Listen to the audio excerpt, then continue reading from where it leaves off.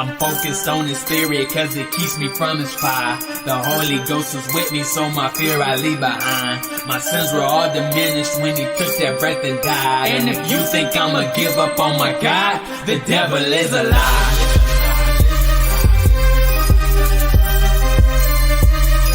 The devil is a lie.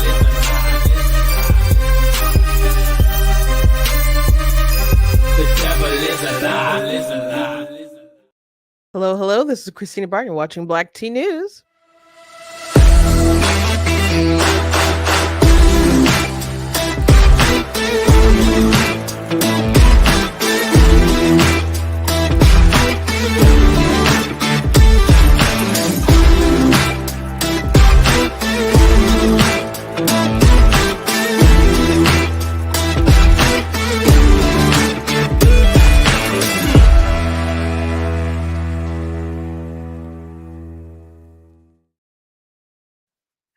Hello, hello. Welcome to Black Tea News. I'm your host, Christina Barr, and today we're going to be talking about this video. I don't know how viral it's gone on TikTok yet, but a friend of mine stitched it last night. But there's this white guy for Harris or whatever who's just decided to come for Black Trump supporters and is accusing them of being paid, like on TikTok and stuff. And these people will go on to do lives and in their MAGA hats and so on. And I know quite a few of these people that he's, I don't know, specifically calling out, but in general calling out. And so I want to go through his video, and it looks like there's a lot of likes on it. So, and a lot of comments. It's kind of getting ratioed. So I want to talk about that, address that live with you guys. And so when I saw that yesterday, I knew I wanted to talk about it with you all. But then something really juicy happened, and I don't know how juicy you guys are going to find that, but I find it so juicy. So CBS, they had an interview for Ta-Nehisi Coates' new book, and a lot of it has to deal with Gaza and Palestine and stuff.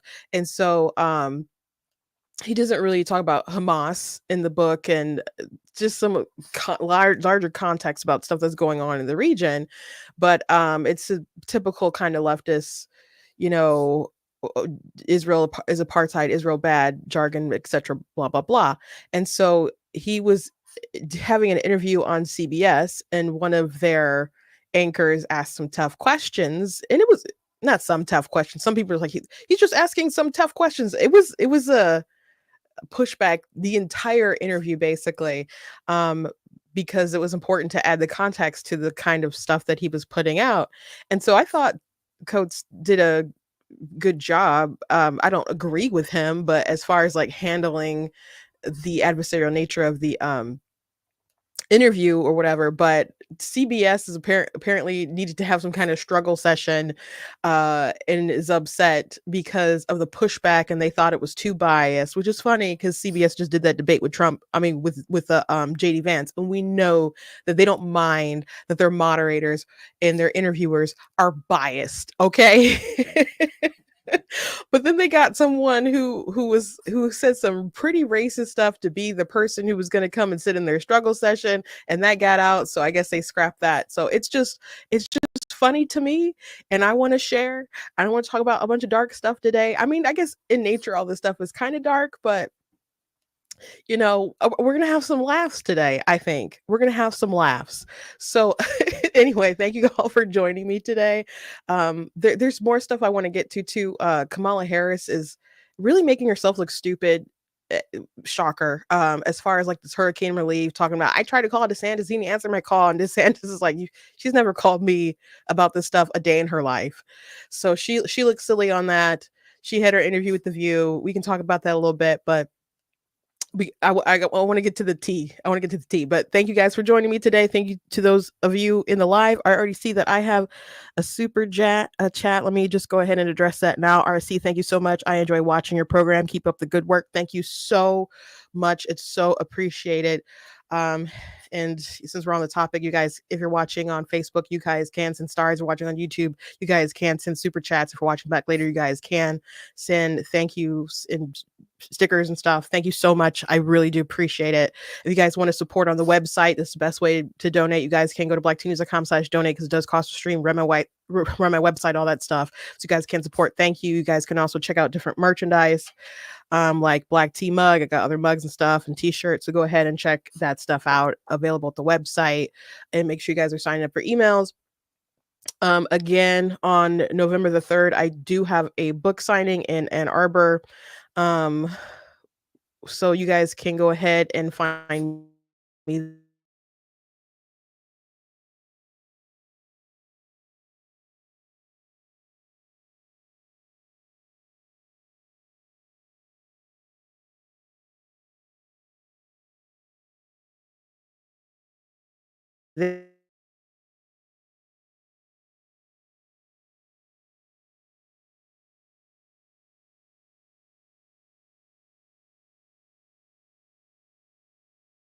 there if you're in Michigan, if you're going to travel.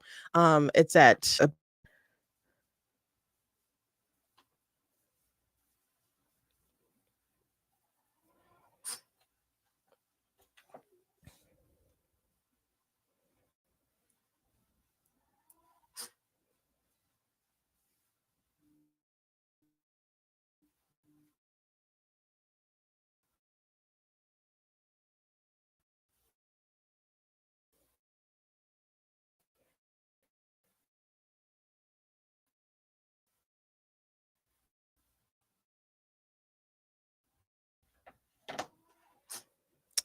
oh no.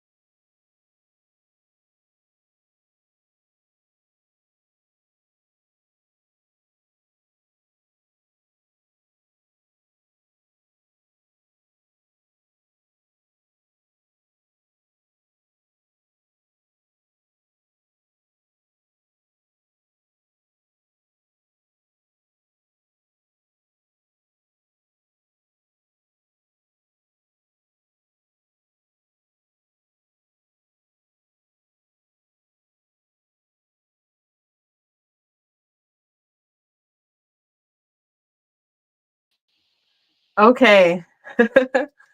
Hello. Okay, so I am so sorry. It looked like all you guys stuck around, or a lot of you did. Well, I'm trying to figure this out.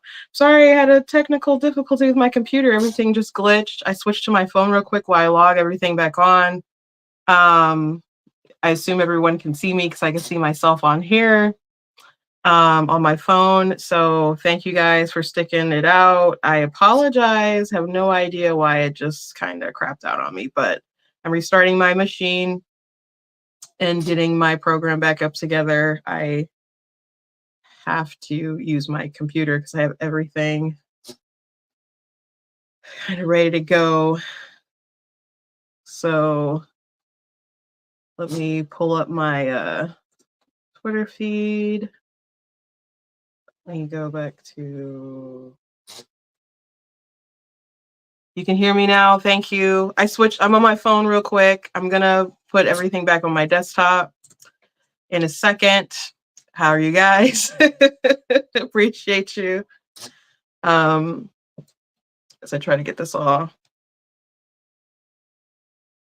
figured out. Yeah, I do apologize for that. So I'm just getting everything ready again. Again, thank you guys for your patience.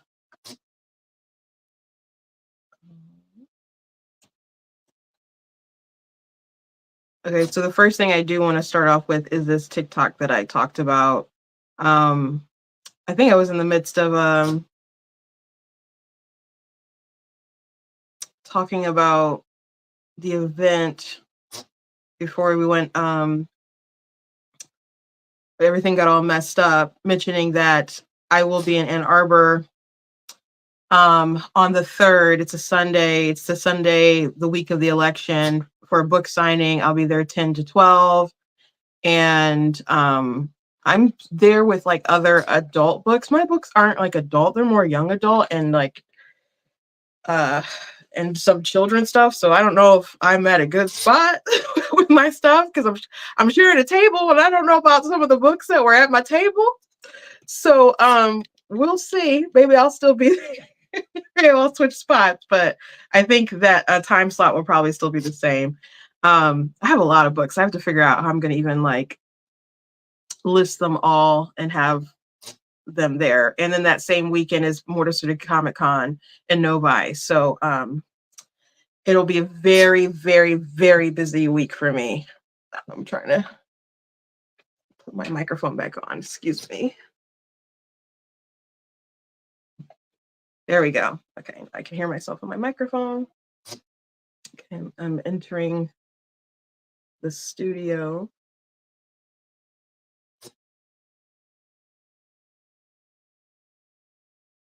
So, okay. Let me get rid of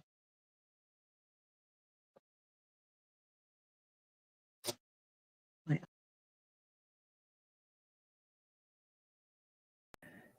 And here we are. Yay. Yay. Thank you guys again. Let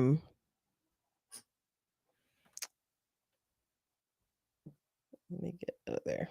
Yay. Okay. Thank you.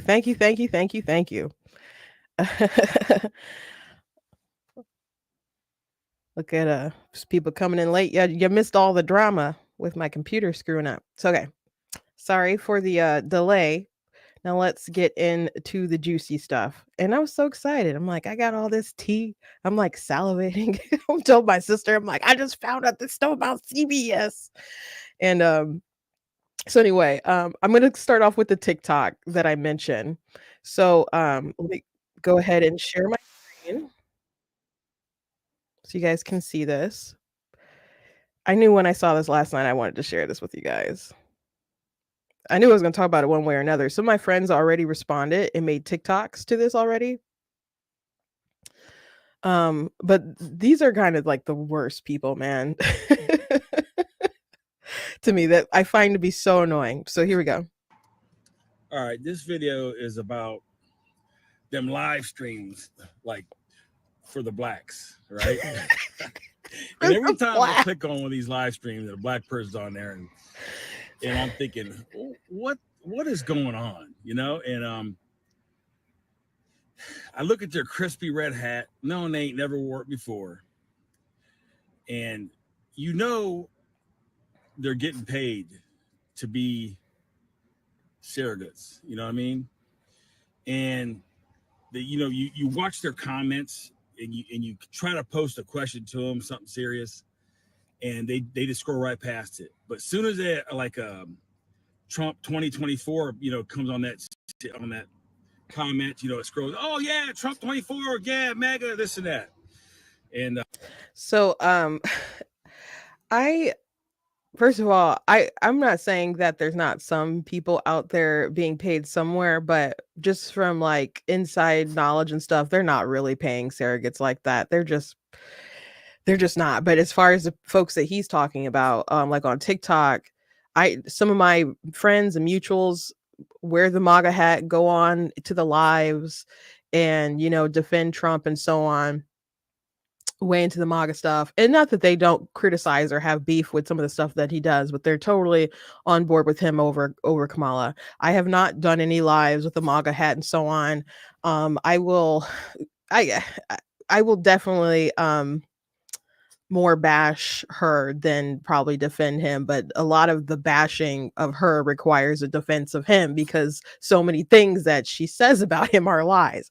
So but I haven't really um gone live myself too much with this stuff, but sometimes I will jump on these people's lives and I'll be on their panels. Like AJ's Rant Room is one person, American Lumberjack is another, and they will wear the MAGA hats and they do not ignore people. They say if you disagree, get in the box. So I don't know which particular people he's talking about, but they have pretty big platforms, decent sized platforms. They will wear their MAGA hats and they will say if you disagree, get in the box. They would eat this guy alive, and they've already like responded to this nonsense, and they're not paid. But there are a lot of paid influencers on TikTok and other places like Harry Sisson and with Chris Mallory and other folks, and you can look up and see that their management teams are paid by DNC operatives and stuff. So there are paid influencers, and there are people who've been vocal about being paid by Kamala Harris and Joe Biden and so on.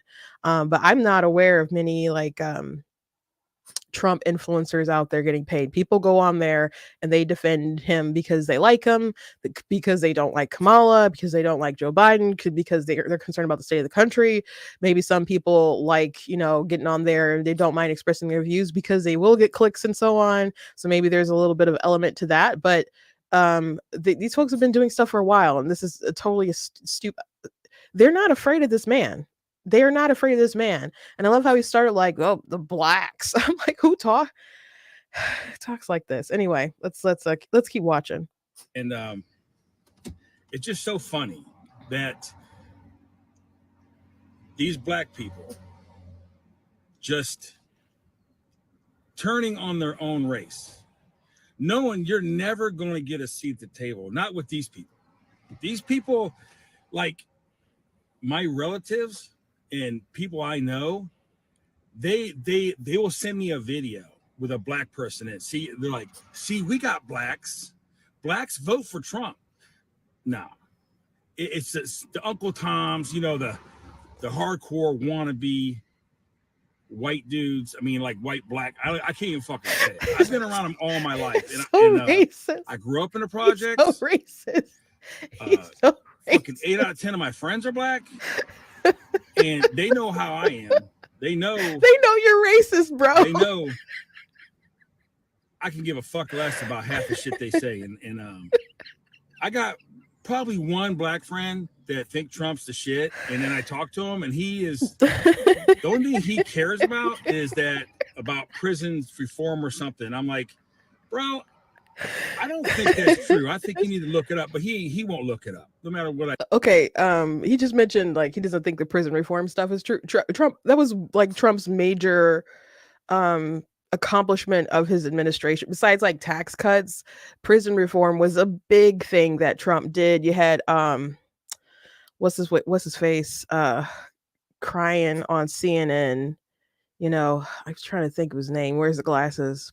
Black guy, obviously, leftist. Um, I can't think of his name. I don't know why it's escaping me. But people were like, "Oh my gosh, this is the bipartisan. This is beautiful. This is wonderful." And then they went back to criticizing and Trump and he's calling me racist, all kind of other stuff. But prison reform was a big thing that he did. Van um, Van Jones. Thank you, Craig. It is Van Jones. That is who I was talking about. Yeah, he was crying on scene. Like, oh, it's so cool.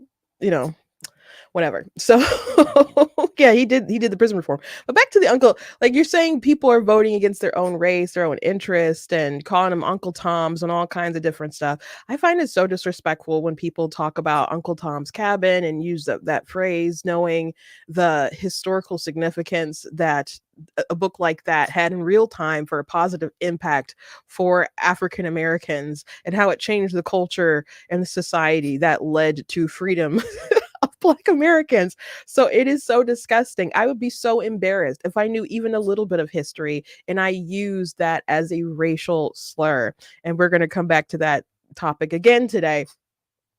But this guy doesn't realize how racist he is saying all of this nonsense, man. You know, Trump, obviously the Democrat Party has had a stranglehold, I will say, on the Black vote for a long time, but Trump has been creeping on that number. Do I think he's about to get like, I don't know, 50%, or no, I don't. If he got 20, that would be like incredible. But there are Black people who support him and are going to vote for him. One, because they don't want like Kamala, and they didn't like Biden, or but they like his policies. Maybe they don't even like Trump. So many people are going to support Trump who don't even like him. But there's a choice between Biden and Kamala, which, by the way, Kamala went on The View and they asked her, was there anything that she would have did differently? And she said no. And she was a part of like much of the major decisions. So if you don't like how the country is today and you don't like how it's been for the past 4 years, congratulations, Kamala Harris wouldn't have done anything if she was actually in the chair. Now, I think she would have done things kind of more radical, but Joe Biden's done so many radical things anyway. So perhaps it would have been the same incompetence train that we're already on right now. So vote accordingly. She told you she wouldn't have did anything differently. She said she wouldn't have done anything differently. So if you don't like how things are, you can go in reverse and say, you know, I liked how things were when Trump was in office. I still didn't like him, but I still thought things were better. Or you can move forward and drive right off the cliff. Just drive right off the cliff. Okay.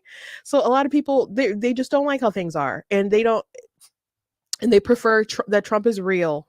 You know, I'm not saying he's always honest. I'm definitely not even going to say that, but Kamala Harris, and I've said this before, I'll keep saying this, and I think I've said this to some Trump folks, and they should really adopt this talking point, is that when Kamala Harris attacks Donald Trump, she resorts to lies. When Donald Trump attacks Kamala Harris, he just talks about her record. He talks about things she voted on, things she introduced, things she said she wanted to do while she was running for president.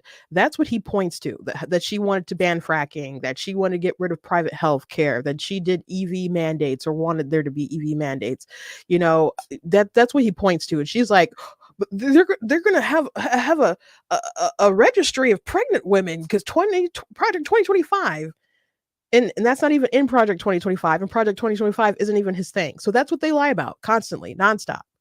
So I told reporters when I was interviewed by like CNN and the Detroit News, I said, Black voters appreciate what's real. And Kamala Harris is one of the most fakest people, one of the most insincere people that has ever graced the political stage. In 2020, she was my least favorite Democrat out of everyone who was running. And they had a lot who was running. That's when you had Tulsi was there, and you had Cory Booker, I think, was running too, Elizabeth Warren, Bernie Sanders tried again, Pete Buttigieg was on the stage. And I certainly didn't like Pete, and I still don't like Pete. Oh my gosh, I don't like Pete, but I still dislike her more. Okay. She's the worst. So and every time she does an interview, it's like so incompetent, so silly. Like, what are you going to do for the middle class and businesses or whatever? Or what, what are you going to do for the economy? Goes into a rant about how she was raised in the middle class and how this person was her second mom. I'm like, what does that got to do with my wallet? Like, men just want the answers. Men just want the answers. I saw this really funny TikTok. It was super short. But it was like you've heard of it was like you've heard of mansplaining. They made up a new phrase. It was like woman something. Let me see if I can it was a new phrase that was I gotta look it up and let you guys want to know what it is. The term is escaping me, but it's just when a woman, like, a mansplaining is, when a man explains something that's pretty obvious or whatever, and many women seem to resent it or whatever. But woman-splaining is just like when someone asks you a question and then you just add all this unnecessary fluff. And I'm like, this is Kamala Harris to a T. It's her, like, her face needs to be, if they add this to the dictionary, her face needs to be there. And men just want the answer. Just tell. And it's not just men. Like, I just want the answer. It's not that I don't mind, some extra stuff and some background sometimes. I'm a writer. You pad the scene, but just tell me the answer. I don't need to know about stuff I didn't ask about. Okay. So there's so many reasons why people might not be into Kamala Harris and might be voting for Trump. Okay. But them saying, "Oh, you're voting against your best interest," and all this other garbage. You don't even know what my best interests are, like what I consider to be my best interests. What the values that I have. This is what I ask people. I'm like, or tell people rather, why don't you just ask me questions about what I believe and what I stand for? One night, we'll continue watching this video, but let me say this. One night I was on a live with some of these guys that he's talking about, these black MAGA guys who have the hats on and stuff. And someone came in and they're like, well, I'm, thinking about, I'm going to vote and I'm trying to learn. And who do you guys think I should vote for? And the entire panel was like, well, what do you believe? They didn't say you should go vote for Trump. You should go vote for Trump. You should vote for Trump. They could have obviously said that because the whole panel was like supporting Trump. But they said, what do you believe? What's important to you? And then they just started breaking down policy by policy by policy. And if there are things he wasn't too like certain on, they just break it down more and try to get to the root of what he believed, even if he didn't know all the details. And it was so good. It was so great. It was very admirable. But these are the kinds of people that this scumbag here, says this is Uncle Tom and brainwashed or whatever. But let's keep watching. I tell him, but then I fed him some stuff, some actual facts, and he's changed his mind about bro. So he's not a voter anyway, so he doesn't care. But he'll spread that he's a Trumper, and I've talked to a lot of his friends that saying, yeah, what the fuck is wrong with him? I'm like, I don't know. He's just misinformed. So it's just pretty fucked up that people will sabotage their own race to get money and views. And that's exactly what they're doing. They're getting paid to do this. That's not even true. Trump is one of the most racist undercover person I ever met in my life. Because I see this man opened up his video talking about the blacks and then started calling people Uncle Toms. And now he's talking about how Trump is the racist. Did he vote for Joe Biden that said, if you don't vote for me, you ain't black? I could go down a list. As a matter of fact, I made a shirt. I don't know how many people still want to get this shirt because Joe Biden's like 1 foot in the grave anyway, but I made a shirt that said denounce white supremacy, defeat Joe Biden, with a list of just racist stuff that Joe Biden has said and done on the back. And the list could be longer. But I have the long sleeve version myself. Is quite comfy. And Joe Biden has said a lot of racist and crazy stuff. And Kamala Harris accused him of trying to keep her from integrating in schools, which, by the way, her school was not segregated. So it's just a lie on top of a lie to make Joe Biden look bad. That was in 2020 when she was trying to win the presidency. When Colbert asked about it, she's like, it was a debate. It was a debate. We went to a debate. So she'll say anything to get elected, and she'll let you know that's the truth. the truth is that she'll do anything to get elected, in case that was unclear. So, you know, many of the things that people complain about with Donald Trump, you know, there's things I could list. I'm like, that's cringe. That's why did you say that? Ugh, I hate that. I could list so many things myself. I'm not gonna list them for you now because I'm not gonna help my enemies, I guess. But there are things that I could say, things that I probably have said in the past, and you just have to compile them. But if you look up the stuff that people will say, Donald Trump is a racist because he said white supremacists and neo-Nazis are fine people, that's a hoax. Or Donald Trump said this about Central Park 5. Did you even read what he wrote? Which, by the way, I wrote an article where I gave some context about what happened in the park that night, how they came to get all the kids that they got. You know, there was a big riot in the park. They were attacking people and robbing people and really, really hurt some people. There was a former Marine and a school teacher who got badly beaten up and stuff. The police started arresting people and the kids started snitching on each other. Like one person was like, I didn't do the murder. My friend did. Let me tell you where they live, you know? And that was one of the and that person who snitched on one of his friends was one of the Central Park 5 people. And they caught those kids before they even found the jogger who was beaten into a coma. They didn't even, and left for dead in a ravine, didn't even know she would wake up.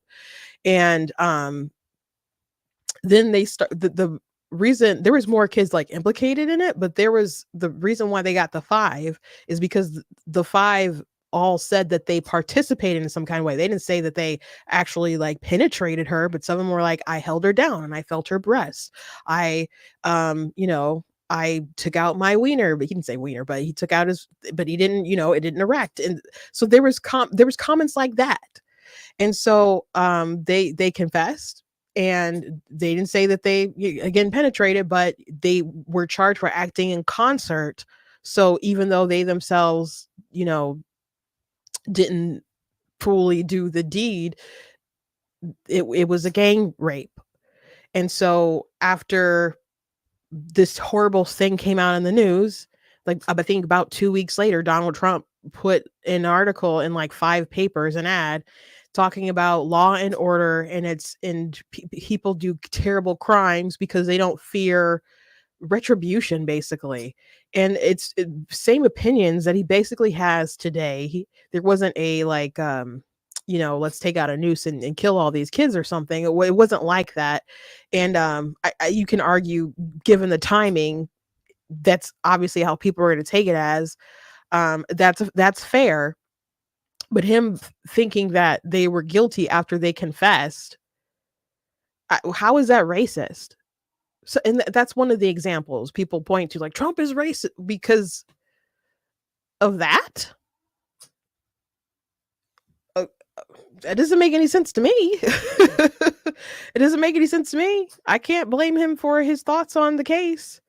The people involved in it still think that they did it. The person who was the jogger still believes that she did it. Her doctor said that it was, who examined her said more than one person assaulted her. So people are free to believe whatever they want to believe, but him believing what he believes, I think it's more of him following the evidence than him being a racist. So that's just another example. You guys can go check out that article on blacktnews.com. I've got links and all kinds of stuff, and you can watch the interviews with the kids online, by the way. That someone put them all on YouTube. I don't know if it's easy to search, but if you just go to blacktnews.com and check out that article I wrote, that's the easiest way to find that stuff. But yeah, a lot of people claim that Donald Trump is racist for just mostly a lot of dumb stuff. And many reasons why people don't even like Trump aren't even true. Let's keep watching. See the racism. A lot of you white people don't see it, because I've been around black people all my life, and I see the undertones, and I see his the shit he says, and I'm like, I can't fucking believe it. Like, there's things I hear, I'm like, damn, what the fuck did you just say? Like, that no other person would catch, but I like catch what? It, Like what? I used to be a racist motherfucker back used in the to day be when I lived in the projects, man. I fought used to be all day, every fucking day. I just hated it. I was equal to them, and that's the thing, because I had no privilege. Yeah, I was white, but I was just as fucking poor as them. I didn't have anything more. I had one pair of fucking jeans, you know, just like they did. And I can't believe that we let racism get in between us. And now those guys I fought back in the day about every fucking day of the day. I swear to God, every day we fight. Like, I'm good fucking friends with them now. And I can't believe that we weren't friends then because of our parents and just taught us fucked up shit. It was fucked up. And I'm glad my kids, if I was to say the N-word, man, my kids would jump down my throat. And I'm glad that that happens, you know? That's very nice that your kids would jump down your throat for saying the N-word. But why are you comfortable using other racial slurs toward Black people? Because you started off by using one, Uncle Tom. Uncle Tom. That's a slur. And sadly and disgustingly enough, again, Uncle Tom is from Uncle Tom's Cabin. And that character and that book led to the freedom of enslaved Black people, and to take that character and to make it a slur and to apply it to people that you are slandering, by the way. You don't know if these people are paid. It's likely that they are not. But they're thinking differently than you. I promise you they will debate you and embarrass you. Absolutely. I know these guys. They will embarrass you. You didn't say a single intelligent thing in this entire video. And it's like five minutes long. We haven't watched the whole thing. Nothing to really back up what you say. All conspiracies, because you're challenged by Black people who don't think the way you gave them permission to think. So many people, again, support Trump for reasons that are beyond Trump. There might be things they may like about him, but that doesn't mean they overall like him. So it's amazing to me that this man doesn't know that he's still racist. It's amazing to me. And if I say it, it's because I'm just so used to like fucking the songs that are going, you know, stupid shit like that. I don't call them fucking the N-word. I don't say it out the blue. And even at my employees say Just it, out the blue. my employees are a little bit fucking fucked up and racist. They will get a day off and they will leave because I will not put up with it, you know. And they make mistakes. Everybody does.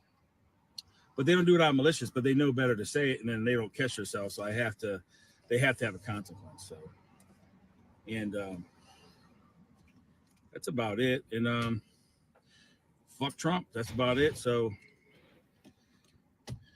what else I got to say? Huh? Yeah, that Black dude. Dude, trying to be at the table, got his ass beat at a Trump rally. Come on, man. They're not going to accept you.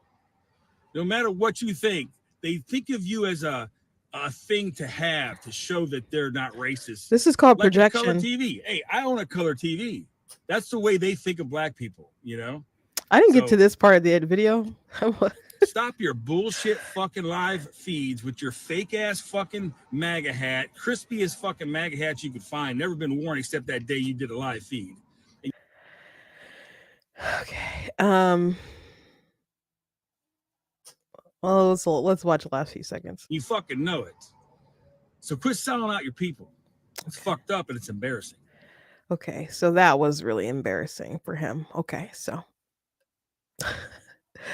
as far as never having a seat at the table, people would say that stuff to me, and like, they'll never pay you or something. I'm like, I worked for the Michigan Republican Party in 2016. I was a creative director. I made the videos and the graphics and like most everything that came out of there. There were times when stuff was posted or whatever that I didn't personally make, but I made a viral video that got about 1 million views on, it was close to 900,000 on Facebook at the time. Our YouTube didn't get any traction, but It was 50 reasons not to vote for Hillary Clinton. And people have seen that all over. My sister was talking to people on Fox News and stuff, and I'm like, oh, I saw that. And I talked to somebody, when I talked to Ben, when I interviewed Ben, who's in not Ben Shapiro, but who's in Am I Racist? He'd seen my video. So anyway, I already had a job working for the Republicans that I liked very much, by the way. As far as having a seat at the table, this is so funny. My sister is his urban engagement director. She has a seat at the table. What are you talking about? And we know people who are Black who have a seat at the table, who have his personal phone number, who calls and he listens and so on. So, I mean, Ben Carson is going around on behalf of Trump. He was just at a church of a good friend of ours on Saturday. So, you'll never have a seat at the table. It's so silly. It's so silly. You just don't want us to have a seat at the table. But you know what? We wouldn't have a seat at your table either. Oh, we wouldn't have a seat at your table. You think I could have a sit down with Kamala Harris and start talking about my worldviews about like how it's wrong to kill babies or something? You think they just let me sit down and they just take that kind of criticism? No, they don't. These people pretend like race is so important when they care about ideals. And that's good that they care about ideals. Now they have trash ideals, but they try to pretend like they uphold race or gender or who you sleep with to be so important when the truth is that stuff is secondary to their narrative, to their beliefs. And if you don't believe what they want you to believe, you are, as he said, an Uncle Tom. And he didn't give any specifics in his rant about how these so-called paid MAGA people were betraying their race.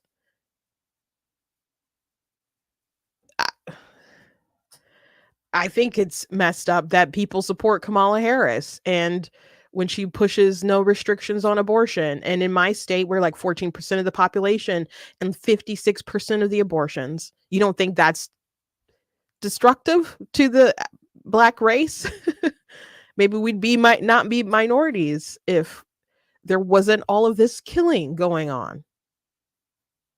So that's just an example. Anyway, let's move on to CBS. Gosh, can't wait to post that on TikTok. So these white saviors, they crack me up. Anyway, this is really funny to me. So CBS had Ta-Nehisi Coates on. So Ta-Nehisi Coates is a famous, very famous left-wing American writer, essayist. And so I've talked about him before, and I'm not too terribly fond of him, but CBS did an interview about his new book, and I'm gonna have to play some of the interview. I don't know if CBS might flag me if I play a lot of it or the whole thing. It's not too terribly long, but it's an aggressive interview, and rightfully so. But let me at least play some of it because like basically the whole thing was pushing back on his narrative and stuff. So there's an ad playing right now. Okay, here we go. Oh, ad is still there.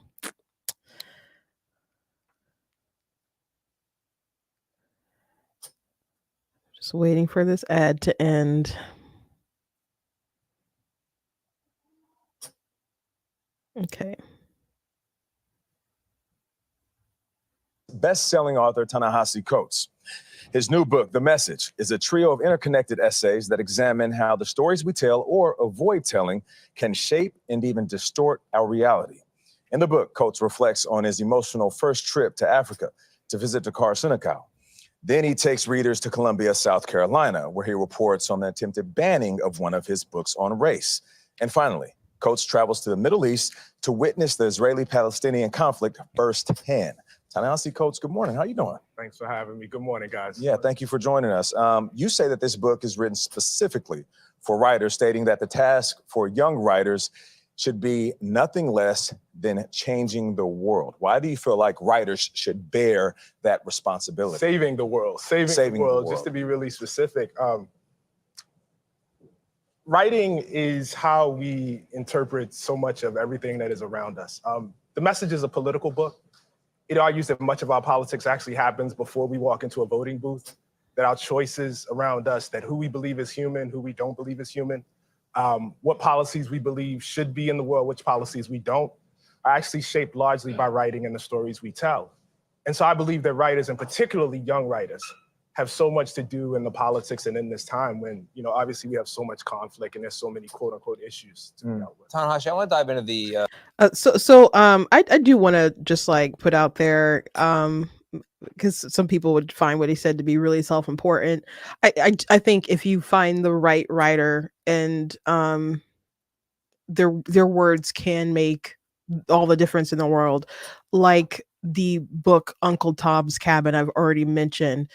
That was a book that radically and dramatically changed the the culture of the nation to lead it toward the path of getting rid of slavery. So you can have a profound impact on your society, good or bad, based on what you write and what kind of how the people receive it. I do not think that Mr. Coates probably has a positive impact. I'm not saying it's fully negative.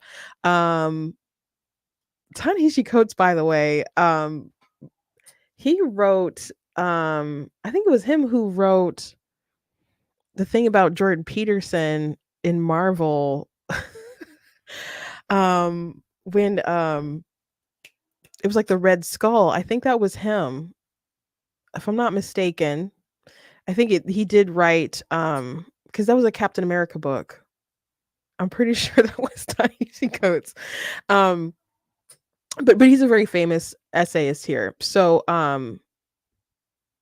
what he's saying in his book, he left out Hamas and other really important contextual things going on in this region. And so from this point of the interview, he is grilled about it. And he probably thought all the questions would basically be the one that was just asked. But it was a challenge. But he was up to the challenge. And so we're like a minute and 28 seconds, and there's like 6 minutes and 50 seconds in this entire segment. We'll see. I don't think we'll watch the whole thing, but let's go. Israel-Palestine section of the book. It's the largest section of the book. And I have to say, when I read the book, I imagine if I took your name. Hold on. My sister said M. Night would agree too. I was in the book, we were having a conversation about this the other day. If you've ever seen the movie, not The Happening, the Lady in the Water, there was a magical creature that basically came and needed to be protected because her task was to inspire a writer who was going to write a very important book that was going to inspire someone who was going to become very important. And M. Night Shyamalan, of course, he always writes himself into the movies, and he's not a very good actor, but he was like the central focus and the most important person like in the film. So it was kind of like ego padding a bit, but yeah, he would agree with Ta-Nehisi Coates here for sure. Out of it, took away the awards and the acclaim, took the cover off the book, the publishing house goes away. The content of that section would not be out of place in the backpack of an extremist. And so then I found myself wondering, why does Ta-Nehisi Coates, who I've known for a long time, read his work for a long time, very talented, smart guy, leave out so much? Why leave out that Israel is surrounded by countries that want to eliminate it? Why leave out that Israel deals with terror groups that want to eliminate it? Why not detail anything of the first and the second intifada, the cafe bombings, the bus bombings, the little kids blown to bits? And is it because you just don't believe that Israel in any condition has a right to exist? Well, I would say the perspective that you just outlined, there is no shortage of that perspective in American media. That's the first thing I would say. I am most concerned always with those who don't have a voice, with those who don't have the ability to talk. I have asked repeatedly in my interviews whether there is a single network, mainstream organization in America with a Palestinian American bureau chief or correspondent who actually has a voice to articulate their part of the world. I've been a reporter for 20 years. The reporters of those who believe more sympathetically about Israel and its right to exist don't have a problem getting their voice out. But what I saw in Palestine, what I saw on the West Bank, what I saw in Haifa in Israel, what I saw in the South Hebron Hills, those were the stories that I have not heard. And those were the stories that I was most occupied with. I wrote a 260-page book. It is not a treatise on the entirety of the conflict between the Palestinians and the Israelis. But if you were to read this book, you would be Wait, hold on. Let me, before it goes on to the next question or the next deeper into the grilling here. There's plenty of anti-Israel perspectives out there, especially like in academia, for example, in the media, for example, and people are criticized and it goes back and forth. There are a lot of voices who obviously believe that Israel has the right to exist. And I don't know, that just kind of seems like, why wouldn't that be a common belief? You know? But there's definitely people who have voices that oppose that, and they get questioned and so on. But it, regardless of the story that you want to tell, why wouldn't you want a more nuanced or fair or approach? Why wouldn't you want just kind of your words to reflect the truth? Unless you're writing a story from like a first person perspective on the issue in the eyes of these people on the ground, telling their stories, maybe through their hate and their bias or whatever. And this is where it's basically a propaganda piece, but a narrative that's a propaganda piece. I would understand that. But if you're talking about the dynamics of the struggle and race and so on, why wouldn't you add some more important context? And it wasn't his job, or he didn't feel like it was a job, to include the entirety of the conflict. And I understand that, but like to have a whole book and not mention Hamas seems kind of weird to me. But he had a particular narrative that he wanted to reflect and represent. But I would still want my accurate worldview that I want to impact the world to be out there, to have some kind of balance, you know? Even if you were just going to announce stuff to debunk your critics, like, I have this book, of course, God is blatantly against abortion. Like, don't just say my perspective. I say my perspectives of the people who would criticize it, basically, to go on and address that point and so on. So it just seems kind of strange to me how he would go about this book. But let's keep watching the grilling here. Left wondering, why does any of Israel exist? What a horrific place, committing horrific acts on a daily basis. So I think the question is central and key. If Israel has a right to exist, and if your answer is no, then I guess the question becomes, why do the Palestinians have a right to exist? Why do 20 different Muslim countries have a right to exist? My answer is that no country in this world establishes its ability to exist through rights. Countries establish their ability to exist through force, as America did. And so I think this question of right to Israel does exist. It's a fact. The question of its right is not a question that I would be faced with any other country. But you write a book that delegitimizes the pillars of Israel. It seems like an effort to topple the whole building of it. So I come back to the question, and it's what I struggled with throughout this book. What is it that so particularly offends you about the existence of a Jewish state that is a Jewish safe place and not any of the other states out there? There's nothing that offends me about a Jewish state. I am offended by the idea of states built on ethnocracy, no matter where they are. Muslim included. I would not want a state where any group of people laid down their citizenship rights based on ethnicity. The country of Israel is a state in which half the population exists on one tier of citizenship, and everybody else that's ruled by Israelis exists on another tier, including Palestinian Israeli citizens. The only people that exist on that first tier are Israeli Jews. Why do we support that? Why? Israel is not an apartheid state, everyone, whether you're an Arab Israeli or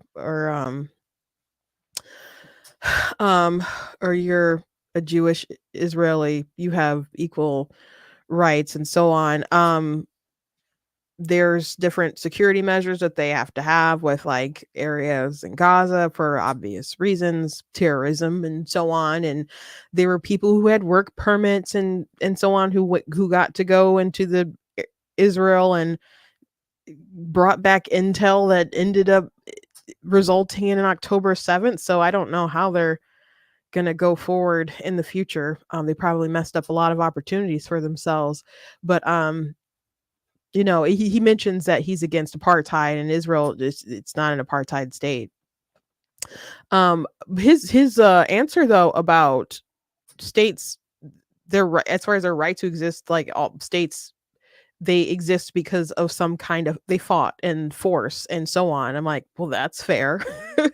They fought for their territory, they established their countries, and you know they maintain peace through strength, and that's why Israel has to take out Hamas and Hezbollah and the threats that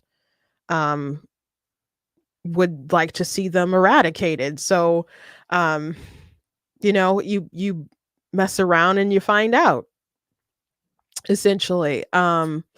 So I thought that was a good point, like that he made, but people still don't treat that Israel fairly, even with that worldview that he just espoused, because people don't accept, like, okay, they try to go back to the borders and in the past and how it was established and stuff. It's like, okay, but Israel has defended their borders, and since then they've been attacked multiple times and they've been able to hold their borders and so on. So if might makes right, and might is what makes a state, they have their state, and as far as a two-state solution or something, why would they reward bad behavior if just being able to take the land, hold the land with your force, and that's how a country has the right to exist? Israel has already established its right to exist, unless you're just saying if someone can come in and just topple them and take it if they exert enough force. But again, if that's the case, what Hamas or whoever wants to do, then they're going to mess around and find out. And they did find out. But he hasn't said, no, they totally have the right to exist, which, you know, how he skirted around that kind of made sense. But he's not interested in saying, no, totally, they should be able to exist and do whatever they want, you know. Why is that okay? I'm the child of Jim Crow. I'm the child of people that were born into a country where that was exactly the case, of American apartheid.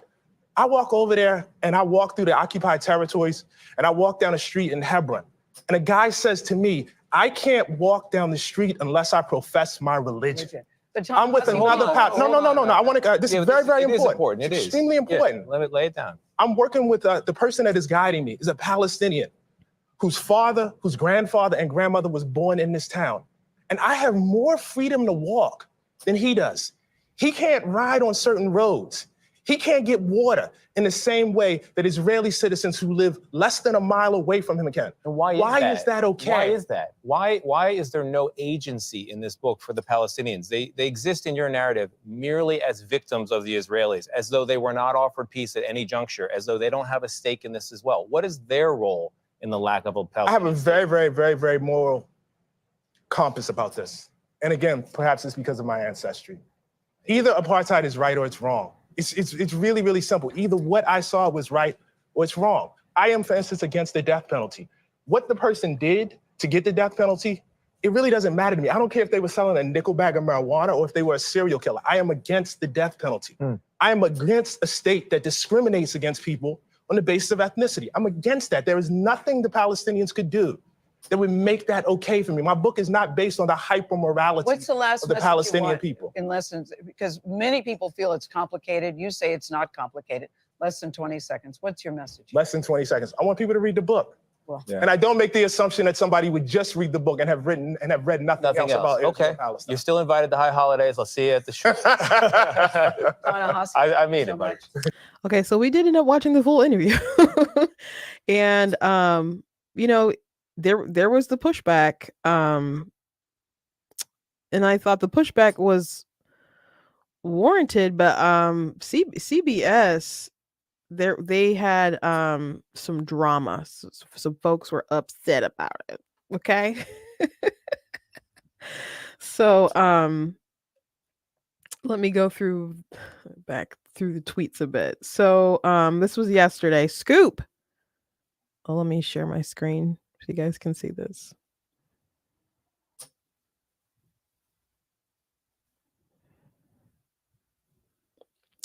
Puck News, CBS News has been rolling after a CBS Morning interview in which anchor Tony DeCopel pressed Ta-Nehisi Coates over his pro-Palestinian framing of Israel-Palestine conflict. The interview was celebrated by many tense and substantive per Washington Post, but angered some at CBS who felt DeCopel brought his own bias. This morning on October 7th, mind you, this is the anniversary. Yesterday was anniversary of the massacre that happened. CBS News leaders Wendy McMahon and Adrienne Rourke told staff that the interview did not meet editorial standards for impartiality, though they declined to elaborate on how or why. When they tried to move on, CBS News chief legal correspondent Jan Crawford criticized the leaders for their decision, saying the following: Crawford, I don't even understand how Tony's interview failed to meet our editorial standards. I thought our commitment was to truth. When someone comes on our air with a one-sided account of very complex situation, which Coates himself acknowledges that he did, this is my perspective from these people, I wanted to tell their stories or whatever. So Coates acknowledges that it was one-sided. So that's true. It's my understanding that as a journalist, we are obligated to challenge that worldview so that our viewers can have access to the truth and that can have a more balanced account. And that is what Tony did. He challenged Coates' one-sided worldview. Coates got to respond. It was civil. I don't see how we can say that it failed to meet our editorial standards. Tony prevented a one-sided account from being broadcast on our network about a deeply complex situation that completely was devoid of history or fact. As journalists, that's what we have an obligation to do.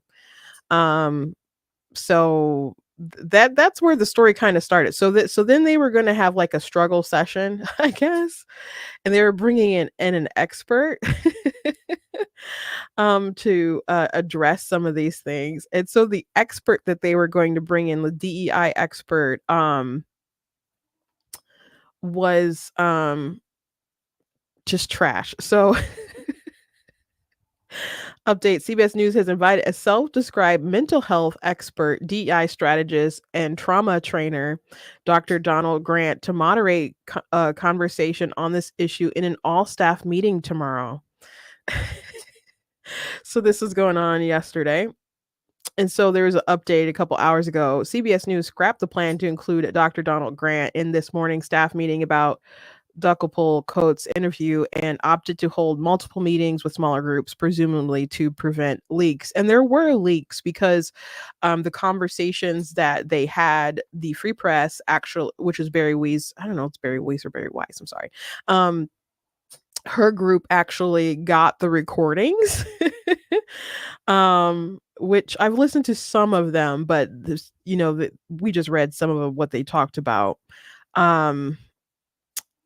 And I think I didn't retweet it. Let me retweet so you guys can find it. I just reposted this right here. So there's an article here where you guys can hear the recordings.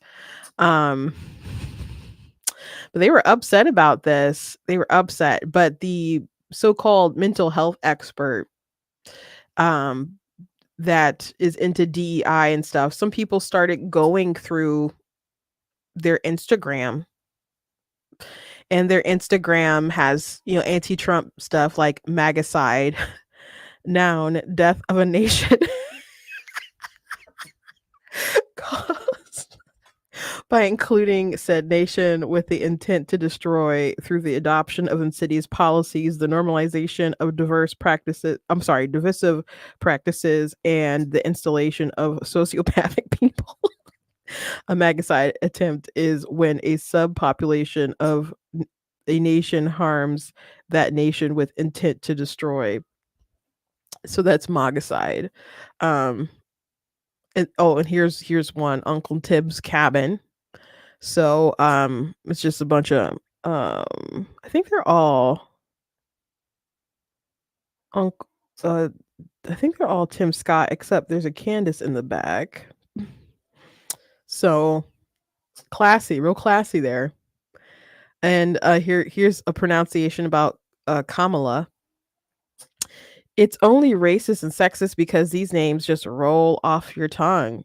So I guess if you can pronounce Sasgard, I don't even know if I said Sasgard correctly, but like the actor, and all these other names, and you can't say Kamala, then I guess you're racist.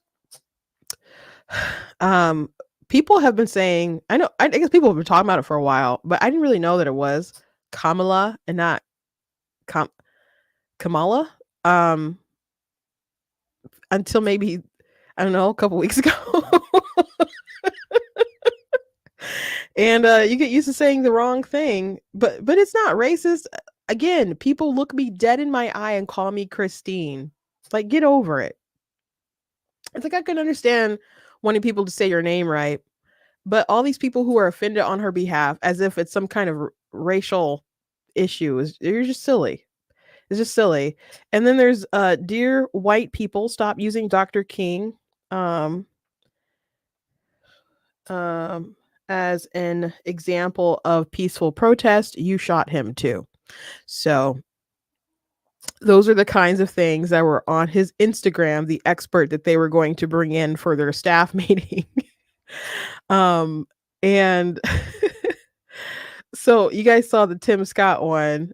Tim Scott, he is so funny. He retweeted it and said, "You good, CBS News?" So maybe you can understand. He retweeted that yesterday, why they probably nixed this guy and why he wasn't at the staff meeting. Maybe the leaks had a little bit something to do with it, but I'm pretty sure maybe that had something to do with it too. So anyway, I don't know how interesting you guys found that story. And hilarious. I found it to be hilarious. CBS trying to pretend like that interview was just so one-sided and so biased, and as if we didn't just all watch the debate with JD Vance. I don't know if we all watched the debate, but I watched the debate and I saw their moderators add editorial notes or fact checks or whatever during the debate, and JD Vance called them out and said, we're not supposed to have fact checks. Like, these are not the rules that you guys agreed to. And then they tried to correct him and argue with him or whatever. And he was correct. And then you had all this narrative about, oh, he's mansplaining and blah, blah, blah. No, he was just being accurate and adding the proper context when they were trying to say something that might have been true, but because it was missing proper context, would have misinformed the viewers. They know what they're doing. News people know what they're doing. Ta-Nehisi Coates, he knows what he's doing with his book, not adding in particular details about this conflict. And that's why he was questioned. And that's why he got pushed back. And by the way, again, I don't agree with him on things. I don't like his writing. I don't like his politics. I don't like his impact on the world. But I thought he answered the questions and the pushback appropriately. It's not he handled that interview like a million times better than Kamala Harris would have handled that interview. Okay, so at least kudos to him for that. But CBS News and the internals and folks doing all this damage control and being so embarrassed about it. How many times are you embarrassed about other stuff that happens that you do in your newsroom? The bias that you show toward Republican candidates and conversations that you have toward, all those folks. How much damage control do you do about the debate and other stuff? How much? How much? Why is it this time when one of your shiny black woke trophies, you didn't like how they were treated and challenged? And again, he handled the challenges well. Even if I disagree with him, he's a grown man who's been handling criticism his entire career. Do not infantilize him. But I thought it was funny, especially with this diversity expert or mental health expert mocking with the Tim's Cabin. And again, Uncle Tom was a great character who actually did more for Black people than even being a fictional character. This story is based off of, like, inspired by real people and stuff, but did way more for the betterment of Black people than Ta-Nehisi Coates could ever dream. Okay. And these people do crazy stuff like this because they despise Tim Scott. Because he's a Republican. Because he's a Republican. Anyway, before I let you guys go, I want to show you, I think, two things before I let you go. I came across this right as I was getting ready. Pierre Poilievre. I don't know that's how you pronounce his last name, but he's, running against Justin Trudeau.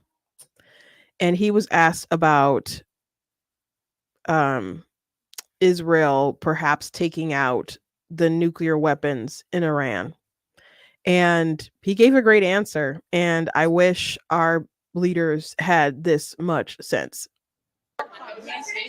Yesterday you said that you endorse Israel proactively defending itself by hitting Iran's nuclear sites, which is something that President Joe Biden does not endorse. Do you not feel like this could lead to a likelihood of an all-out conventional war between Iran and Israel? And do you not agree with Joe Biden and his assessment? I think the idea of allowing a genocidal, theocratic, unstable dictatorship that is desperate to avoid being overthrown by its own people to develop nuclear weapons is about the most dangerous and irresponsible thing that the world could ever allow. And if Israel were to stop that genocidal, theocratic, unstable government from acquiring nuclear weapons, it would be a gift by the Jewish state to humanity. It's that simple. It's that simple. It's that simple. When Iran shot a bunch of missiles or whatever at them before, and they attacked them, but it was like kind of light targeting or whatever, and they were able to like shoot down all the stuff that they sent. I'm like, if I was the US, I would have been like, if you want to target some nukes, I'm not saying you should, but if you did, we'd kind of be grateful and we'd have your back. like if they could just nip that in the bud, put them out of their misery, that would be great. It would be great. Why would you want someone that crazy, power hungry, religious nutty to have a nuke? Why? So if they wanted to take them out, that would be amazing. Why wouldn't we support that? Even like quietly. Why would But Biden and his admin and Kamala Harris, who said that she would not change anything, and she was a part of a lot of these major decisions and stuff, they wanted to get cozy with Iran. So I don't know. But anyway, last thing. Kamala Harris was going around claiming that Governor Ron DeSantis wouldn't take her call about the hurricane. And Ron DeSantis was just kind of like, I've never talked to you before about this stuff. I've obviously had to deal with hurricanes before in the past. And you didn't pick up the phone. And I've been working with the president. We got everything that we need. I don't need to talk to you. And you didn't call. No, nobody knows about a call. And she just looks silly.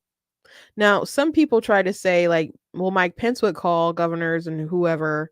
Mike Pence was competent and did stuff. Kamala Harris, they tried to like put her in a little box and they trotted her out sometimes to basically embarrass her. Like when they were like, she's the border czar. I think they just trotted her out to eventually set her up to embarrass her. But I think this is one of the clips of Ron here talking about Kamala.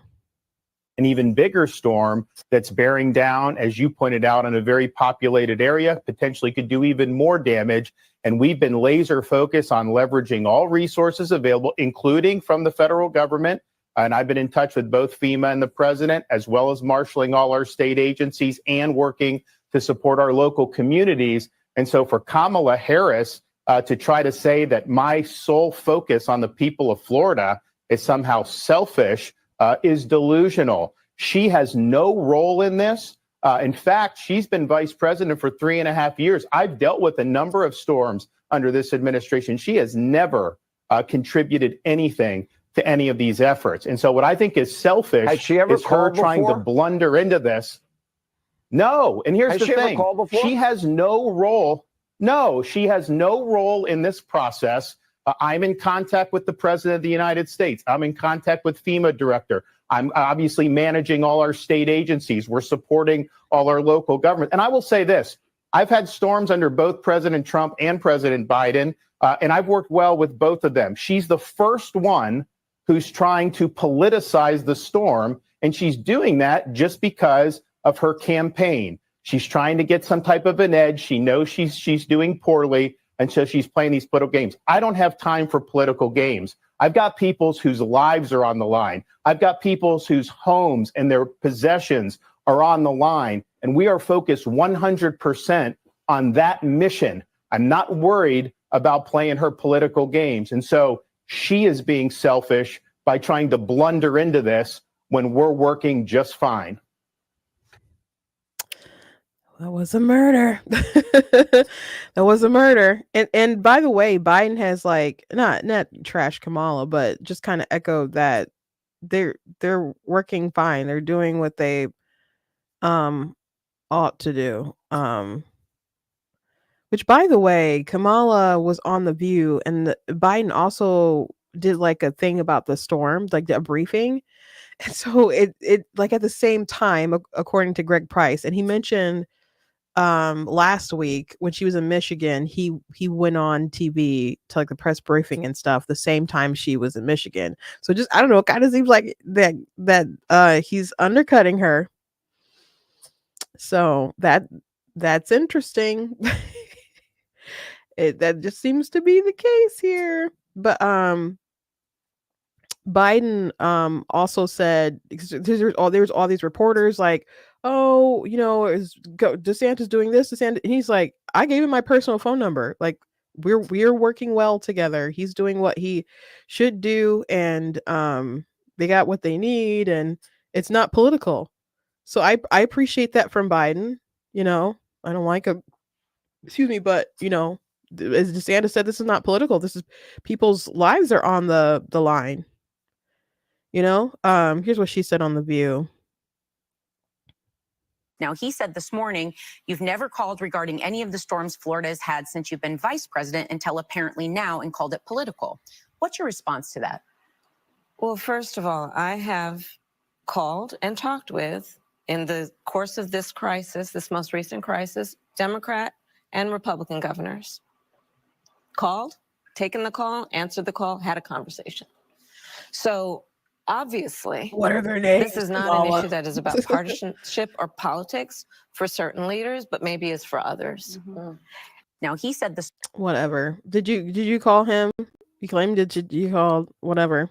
He says, but you says you've never done it before. I can understand why you want to do it now, but again, you've been it's not like she's a candidate who's been out of the blue like somewhere, or she's been a senator elsewhere or something, and she's just calling now, and you could understand the politics of it a little bit, because maybe you might be the president one day, but you've been the vice president, so if you wanted any kind of role or capacity to deal with this stuff before, you could have done so. So I'm grateful he called her out, but Biden, here's Biden at the press conference saying, it, and you could hear all the reporters like just yelling at him, and he just sets them all straight. The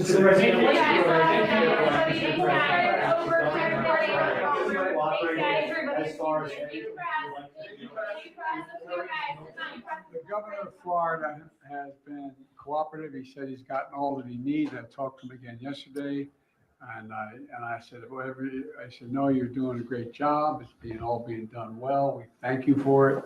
And I literally gave my personal phone number to call. So I don't know. There was a rough start in some places, but every governor from Florida to North Carolina has been fully cooperative and supportive and acknowledged what this team is doing. And they're doing an incredible job. But we got a lot more to do. Thank you, Biden, for your honesty. When the COVID stuff first started and everybody was just kind of like, we need to do what's best for people. We're going to start organizing. We're going to do this or that. I was really optimistic about everything at first. And then people just wanted to make it so political, and the unity didn't last very long. But I appreciate Biden's comments there. I don't appreciate Kamala Harris. They say she called somebody. I don't know who she called. Like I called Republican and Democrat governors. Oh, okay. Who, like, you called some of your friends about non-related issues? Who knows? Call up Gretchen Whitmer, like, have you seen the weather? How are all your snowbirds? So my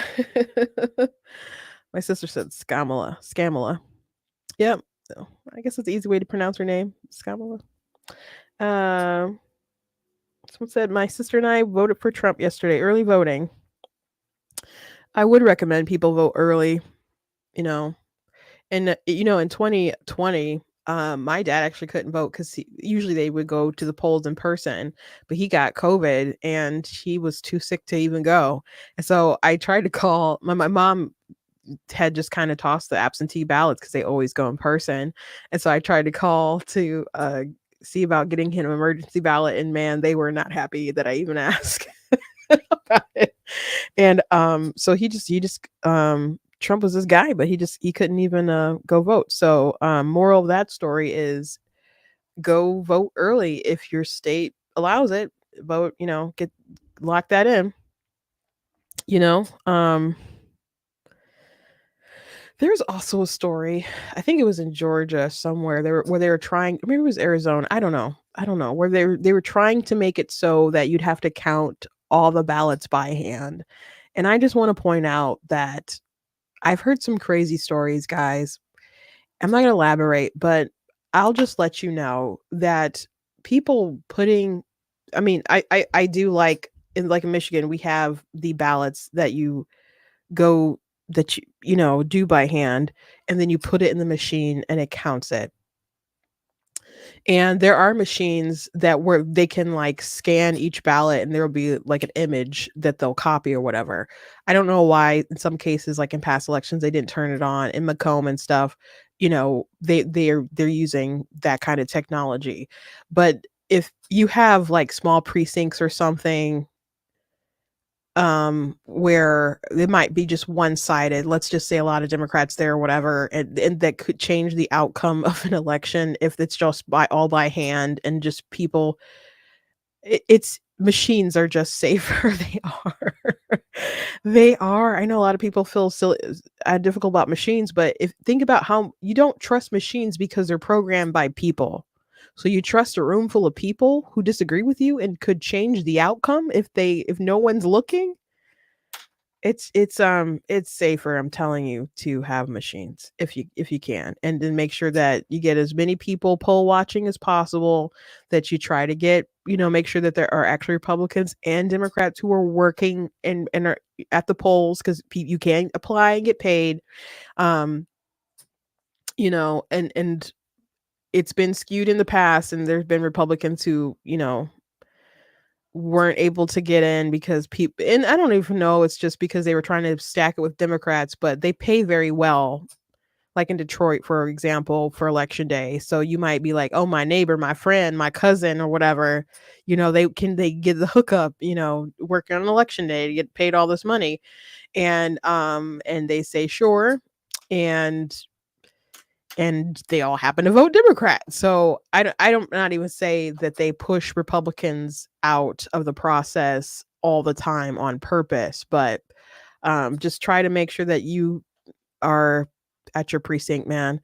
When you guys sign up to be precinct delegates, like if you're involved in local party politics, the precinct is like your voting place. Like there's a reason why they try to get the precinct delegates to do stuff, and a lot of them don't. They come to convention, they vote for somebody, and they never do anything else. Like actually, like try to be the captain of your precinct and do something and affect the outcome of an election in a positive, legal manner. Anyway, that is all for the show for you guys today. I hope you guys enjoyed it. I am so sorry about the technical glitch at the beginning of it, but thank you guys for sticking it out and waiting and coming back. And I very much appreciate you guys so very much. Please go to the website, check out different content on there, articles, merchandise. You guys can sign up for emails. You guys can, again, look at the different merch that's there. If you want to support, you guys can do that on the website, blacktnews.com/donate. Again, the 3rd, I will be in Ann Arbor for a book signing at I think it's K-Fest from 10 to 12. And I will also be at Motor City Comic Con that particular weekend on Friday, Saturday, Sunday in Artist Alley. So if you're in Michigan, there's stuff and opportunities to get some of my signed books and stuff. So it'll be a very eventful week for me. Hopefully it's good vibes all around. Anyway, thank you guys, and I'll see you tomorrow.